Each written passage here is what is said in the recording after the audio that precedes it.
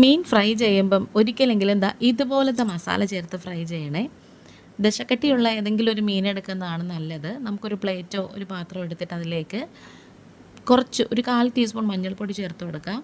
ഇനി പിരിയൻ മുളകിൻ്റെ പൊടിയാണ് ചേർത്ത് കൊടുക്കുന്നത്. അതിപ്പം ഏകദേശം ഒരു 2 ടേബിൾ സ്പൂണോളം ചേർത്ത് കൊടുത്തിട്ടുണ്ട്. കുറച്ച് ഉപ്പും കൂടി ചേർത്ത് കൊടുക്കാം.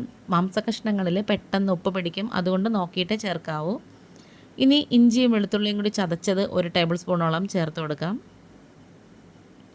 ഇനി അതുപോലെ തന്നെ കുറച്ച് പെരിഞ്ജീരകം, ഏകദേശം ഒരു 1/2 ടീസ്പൂണോളം പെരിഞ്ജീരകം, പിന്നെ ഒരു അരമുറി ചെറുനാരങ്ങയുടെ നീര്, അതിൻ്റെ കുരുവൊക്കെ കളഞ്ഞതിന് ശേഷം അതും കൂടി പിഴിഞ്ഞ് ഇതിലേക്ക് അങ്ങ് ഇട്ട് കൊടുക്കണം.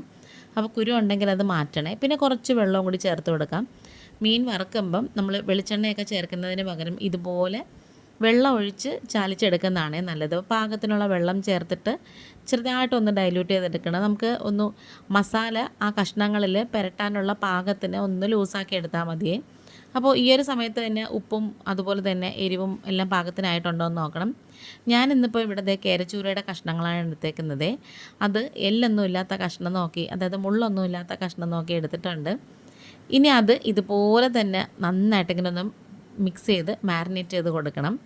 നല്ലപോലെ തന്നെ ഓരോ കഷ്ണങ്ങളിലും ആ അരപ്പും മസാലയൊക്കെ പിടിക്കത്തക്ക രീതിയിൽ നന്നായിട്ട് മിക്സ് ചെയ്ത് യോജിപ്പിച്ച് കുഴച്ച് പരുവപ്പെടുത്തി എടുക്കണേ. ശരിക്കും പറഞ്ഞാൽ ഈ ഒരു രീതിയിലുള്ള മീൻ ഫ്രൈ ഉണ്ടല്ലോ, ചിക്കൻ വറുക്കുന്നത് പോലെ തന്നെ ടേസ്റ്റാണ്. പിന്നെ അതുപോലെ ഈ കേരച്ചൂര ആയതുകൊണ്ട് നമുക്ക് ഏകദേശം ഒരു ചിക്കൻ്റെയൊക്കെ ഒരു ടേസ്റ്റ് തന്നെ കിട്ടിക്കോളും. ഇതുപോലെ നല്ല ദശക്കട്ടിയുള്ള ഏതൊരു മാംസകഷ്ണങ്ങളുള്ള അത് കഷ്ണമായിട്ടുള്ള ഏത് മീൻ വേണമെങ്കിലും ഈ ഒരു മസാല ചേർത്ത് നമുക്ക് വറുത്തെടുക്കാം. സാധാരണ നെത്തോലിയും അതുപോലെ ചാള അങ്ങനത്തെ ഒന്നും ഈ ഒരു മസാലയ്ക്ക് ചേരത്തില്ല. അതിന് വേറെ മസാലയാണ് നല്ലത്. കുരുമുളകൊക്കെ കൂടുതൽ ചേർത്തിട്ടുള്ളൊരു മസാലയാണ് നല്ലത്. പിന്നെ മീൻ വറുക്കാൻ എപ്പോഴും നല്ലത് വെളിച്ചെണ്ണയാണ് കേട്ടോ.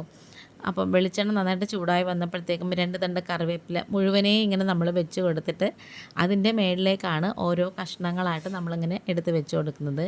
അപ്പോൾ ഈ ഒരു മീൻ ഞാനൊരു അരമണിക്കൂറോളം മാരിനേറ്റ് ചെയ്ത് വെച്ചിട്ടുണ്ടായിരുന്നേ.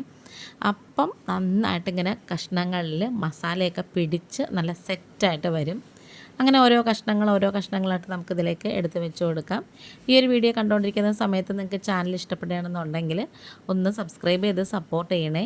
സബ്സ്ക്രൈബ് ചെയ്യാതെ കാണുന്ന കൂട്ടുകാരെങ്കിലും ഉണ്ടെങ്കിൽ ആ ബെലൈക്കൺ ഒന്ന് പ്രസ് ചെയ്തിട്ട് നിങ്ങൾ ആ ഓൾ എന്ന ഓപ്ഷനും കൂടി കൊടുക്കണം. എങ്കിൽ മാത്രമേ ഞാൻ ഇടുന്ന വീഡിയോസൊക്കെ നോട്ടിഫിക്കേഷനായിട്ട് നിങ്ങൾക്ക് കിട്ടത്തുള്ളൂ. ഈ ഒരു സമയം എത്തിയപ്പോഴത്തേക്കും എൻ്റെ ട്രൈപോഡ് പൊട്ടിപ്പോയേ. പിന്നെ ഞാൻ കയ്യിൽ ഫോൺ വെച്ചിട്ടാണ് കേട്ടോ വീഡിയോ എടുത്തത്.